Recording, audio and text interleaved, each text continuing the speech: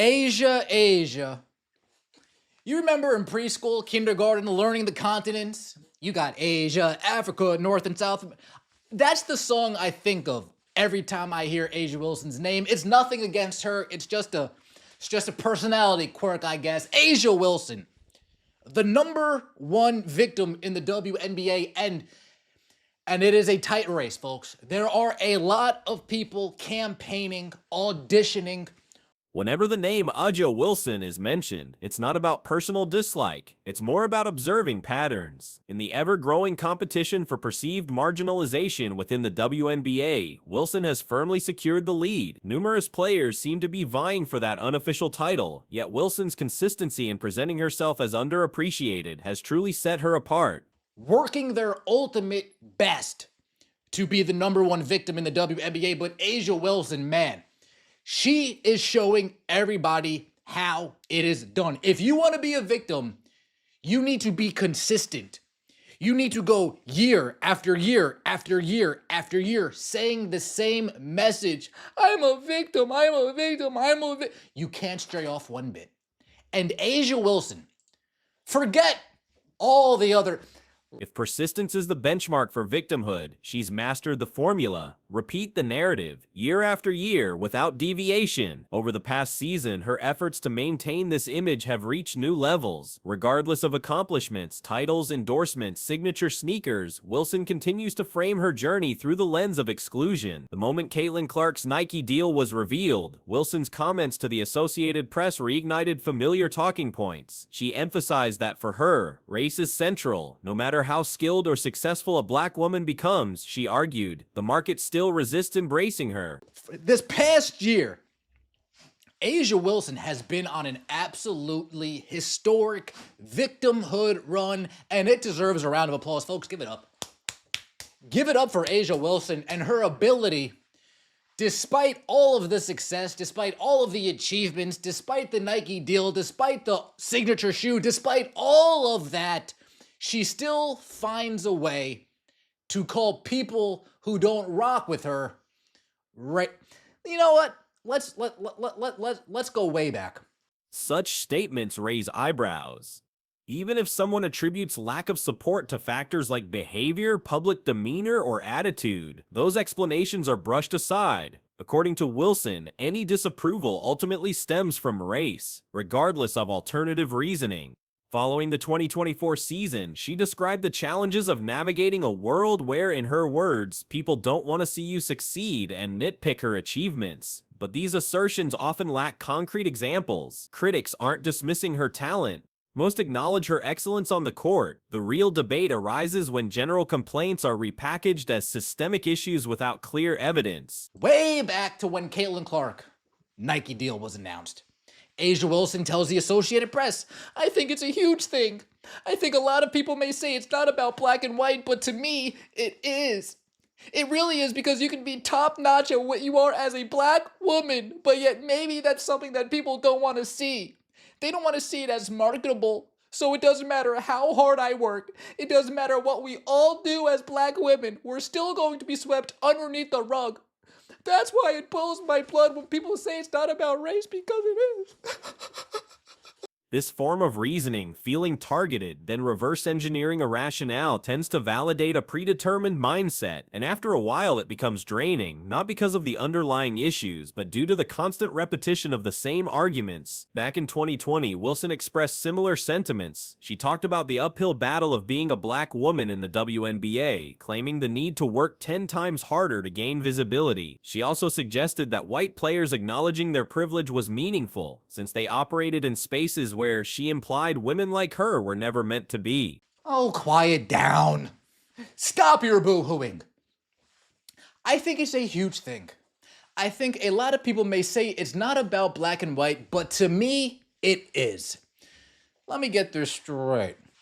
Asia Wilson can ask a person, hey, why don't you really rock with me that much? Right? Why don't you find me that marketable? And that person can respond, well, your personality, However, these claims raise important questions. Wilson had a supportive upbringing, both parents, private schooling, strong access to opportunities. So when discussions center on obstacles and barriers, the narrative sometimes clashes with reality. There was also the resurfaced clip involving Paige Bueckers. Wilson made a comparison, stating Bueckers' awareness of her own privilege reminded her of herself, framing it as a compliment. Yet, the underlying message implied that Bueckers' success wasn't just earned, it was assisted by privilege. For teammate Kelsey Plum, who was present in that moment, the realization came later. The implication was that whiteness and even physical attractiveness played a larger role than talent alone. How you carry yourself, your entitlement. And you know what Asia Wilson will say? She'll say, no, those are all wrong. You don't like me. You don't think I'm marketable because I'm black. But Asia, I just gave you 3 reasons why I don't. No, your 3 reasons aren't justified. It's because it's crazy. Moving along. The repetition of these themes is what draws attention. It's not a one-time remark, but a pattern one that continues to appear in interviews, social media, and public commentary. In a recent New York Times profile, Wilson again suggested her marketability lags behind someone like Caitlin Clark's because of racial bias. She insisted that race was the decisive factor, even when others argued otherwise. So what happens when someone questions Wilson's popularity? If they mention arrogance or unapproachable behavior, those reasons are dismissed. According to Wilson, race is the only valid explanation. This trend creates a dilemma. Those who don't find her marketable or relatable are indirectly labeled as prejudiced. Even when no mention of race is made, her conclusion remains the same. It must be about race. After the 2024 season, it's tough. The unanimously crowned 3-time MVP said, it really is tough to just navigate in a world that doesn't necessarily want to see you succeed, or constantly has to nitpick on why you're succeeding. And that gets exhausting because literally, I'm just here to do my job. I'm here to play basketball. I'm here to have fun and bring people together while watching me play. And so when you have that passive aggressiveness, the racial things that go on behind it, it's tough to navigate that sometimes. And yet, the conversation around privilege isn't one-sided. There's rarely acknowledgement of the advantages Wilson herself may have gained. For example, her shoe campaign is being directed by Malia Obama, an extraordinary opportunity few could access. But that privilege goes largely unexamined in her narrative. These contradictions are what make the public discussion so complex. Wilson's continued focus on racial interpretation, no matter the circumstance, overshadows her accomplishments. Whether it's intentional or not, the result is the same. Disagreement is framed as discrimination. Several concerning incidents emerged during Chicago's decisive loss to Indiana, raising questions about professionalism and respect in broadcast coverage and organizational presentation. These elements detracted from the game itself and highlighted potential bias issues within the home team's media presentation. It really is tough to just navigate in a world that doesn't necessarily want to see you succeed or constantly has to nitpick on why you're succeeding. Asia Wilson, who nitpicks on why you're succeeding? Nobody says you're not a good basketball. Even I say you're a good basketball player. Me. Even I say you're. So who is really nitpicking on why you're succeeding in basketball? Nobody. But that's what these victims do. They make up situations in their mind that justifies how they feel. I feel like this. The Chicago Sky organization misspelled Caitlin Clark's name on official game materials using an incorrect spelling that has become associated with deliberate disrespect among certain fan segments. This particular misspelling pattern represents a recurring theme among critics who intentionally alter the star player's name as a form of disparagement. While organizational intent remains unclear, the error coincides with known tactics used by detractors to diminish Clark's recognition. The mistake appears particularly problematic given the prominence of the player and the professional standards expected in official team communications.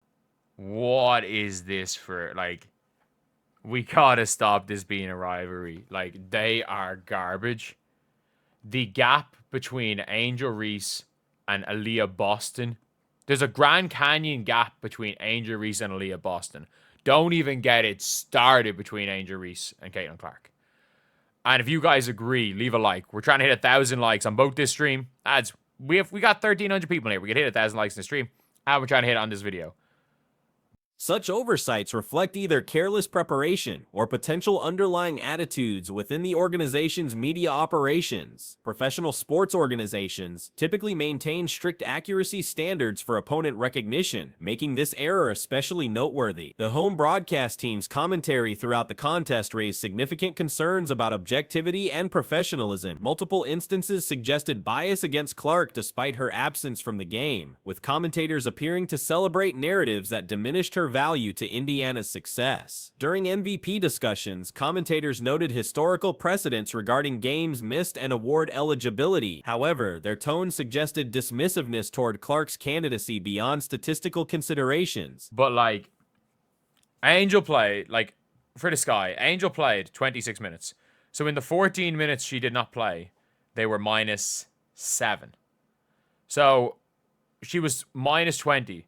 So there is not yet to be a game where the Fever or the Sky are better with her on the floor than off the floor. Yet to happen. Cardoso, I thought was okay. Ariel Atkins stunk it up. She was terrible. Kia Nurse was not good either. Like, Kia Nurse was really not good. I thought Elizabeth Williams. The conversation implied certainty about other candidates while minimizing Clark's achievements despite her transformative impact on the league. Commentary patterns consistently emphasized how Indiana performed better without Clark, despite statistical evidence contradicting this narrative. The broadcast team seemed eager to validate theories about team improvement in her absence, regardless of actual performance metrics. Objective analysis reveals significant flaws in the commentary's central arguments. Dewana Bonner, frequently cited as evidence of improvement without Clark, actually struggled throughout most of the contest. Her plus-minus rating of about 1 in a 30-point victory highlighted individual performance issues despite team success. During Bonner's 21 minutes off the court, Indiana outscored Chicago by 28 points. In her 19 minutes of play, the team was actually outscored by 1 point. I thought she played better than the plus-minus suggests. I thought she was okay. Van Lith was terrible. Hailey Van Lith is not ready to be a WNBA point guard. And a lot of people are like, oh yeah, like the Indiana or the Chicago Sky, like they're going to be able to sign like a point guard. Because obviously, look, elephant in the room, Courtney Vandersloot's probably out for the season. And they're like, oh, the Fever are going to be able to sign, or the Sky are going to be able to sign a hardship contract point guard. And it's like, no. You need to have 9 players available to sign a hardship contract. The Chicago Sky have currently 11 healthy players. They go to 10 with Vandersloot. While plus-minus statistics require context, these numbers directly contradict claims about her enhanced performance without Clark. The team's ball movement, repeatedly praised during the broadcast, actually resulted in season-high turnover totals. Indiana's offensive execution relied more on Chicago's defensive breakdowns than superior ball movement or tactical improvements. Ari McDonald's exceptional performance provided the primary catalyst for Indiana's success, demonstrating the team's need for point guard playmaking. Her ability to orchestrate offensive sets highlighted previous weaknesses in that position while showcasing her individual talents. Aaliyah Boston's statistical production varies dramatically based on Clark's presence. With Clark playing, Boston averages approximately 20 points per game. Without Clark, her scoring drops to roughly 11 and 12 points per contest. This substantial difference illustrates Clark's impact on teammate performance levels. They have to cut. To bring in a hardship contract player, you got to cut somebody. You got to cut somebody. Do they cut Maddie Westbelts? Probably not. Do they cut Van Lith? Probably not. Do they cut Anya Nwere? Probably not. And they have, again, some of these players on unprotected contracts. I don't know who's unprotected, who's unprotected. Yeah, not great. Not a good situation. However, for the Indiana Fever, a really, really good game. A really good game. In my opinion, Kelsey Mitchell was fantastic. Nalissa Smith similarly produces better numbers with Clark available, despite having a solid individual game in this contest. Historical data shows consistent performance improvements across Indiana's roster when Clark participates, contradicting suggestions about team chemistry issues. Kelsey Mitchell's effectiveness correlates strongly with quality point guard play, whether from Clark or McDonald. Her performance improvements with skilled facilitators demonstrate the value of proper position balance rather than specific personnel concerns. Indiana's victory represented more a reflection of Chicago's defensive deficiencies than offensive brilliance.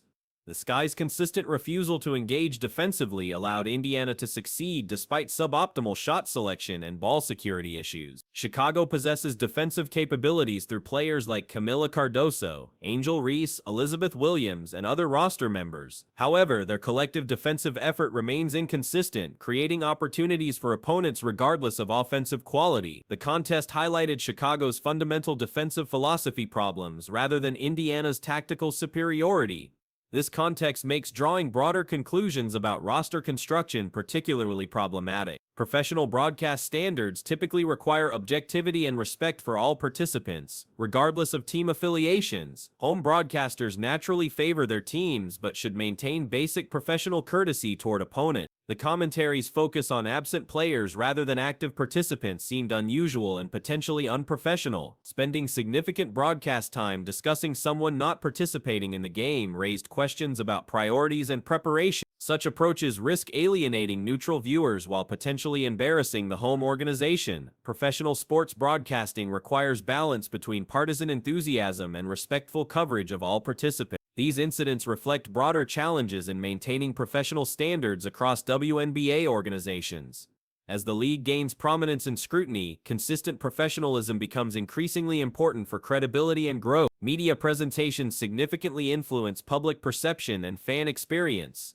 Organizations must ensure their broadcast teams and materials reflect appropriate professional standards regardless of personal opinions or team rivalry. The contrast between statistical reality and broadcast narratives highlights the importance of objective analysis over predetermined storylines. Fans and media consumers deserve accurate information rather than biased interpretations designed to support specific viewpoints. Ari McDonald is a game changer. Sid Colson is not great. She hit a couple of shots. The gap between how the team plays with Colson and Ari McDonald on the floor is genuinely, the gap is between the way the team plays with the two of them on the floor is crazy. It's not even like an individual gap. It's just in how the team plays there's a gap. Despite Indiana's dominant victory, their overall performance contains significant flaws that effective opposition could exploit. The win reflected Chicago's defensive inadequacies more than Indiana's tactical evolution or improvement. Individual standout performances, particularly from McDonald and Mitchell, provided the foundation for success. However, team-wide execution issues, including turnover problems and shot selection concerns, suggest continued areas for improvement. The contest served as one of Indiana's better collective efforts this season, though this assessment requires context regarding Chicago's defensive approach and overall competitive level. The Sky's performance represented one of the weakest displays seen from any WNBA team during the current campaign. This combination of factors created an environment where commentary quality and organizational professionalism became more notable than actual basketball execution, highlighting the importance of maintaining standards across all aspects of game presentation. Indiana's overwhelming 27-point triumph over Chicago demonstrated remarkable organizational depth while exposing significant competitive gaps between the franchises. The decisive outcome occurred despite the absence of multiple key figures including Caitlin Clark, Sophie Cunningham, and head coach Stephanie White. The substantial margin of victory reinforces questions about whether these teams constitute genuine rivals. Statistical analysis reveals considerable talent gaps between comparable positions, particularly evident in head-to-head matchups throughout the contest. Angel Reese's plus-minus statistics illustrated ongoing challenges with team impact. During her 26 minutes of play, Chicago struggled significantly, while the 14 minutes without her on the court showed markedly different results. Her individual -20 rating in a game where her team lost by 27 points highlighted persistent issues with overall contribution. The performance continues a pattern where Chicago appears more competitive without certain key players on the floor, suggesting potential chemistry or system integration concerns that extend beyond individual talent level. Multiple Chicago players failed to meet performance expectations throughout the contest. Ariel Atkins struggled offensively, unable to establish rhythm or create consistent scoring opportunities. Her difficulties contributed to the team's overall offensive stagnation. Nurse, similarly disappointed, failing to provide the secondary scoring punch Chicago needed to remain competitive. Her inability to capitalize on opportunities reflected broader offensive execution problems plaguing the organization. Haley Vanless' performance highlighted her developmental needs at the professional level. Her struggles running the point guard position exposed significant gaps in Chicago's backcourt depth and decision-making capability. Camila Cardoso showed moments of competence but lacked the consistency needed to anchor Chicago's defensive efforts effectively.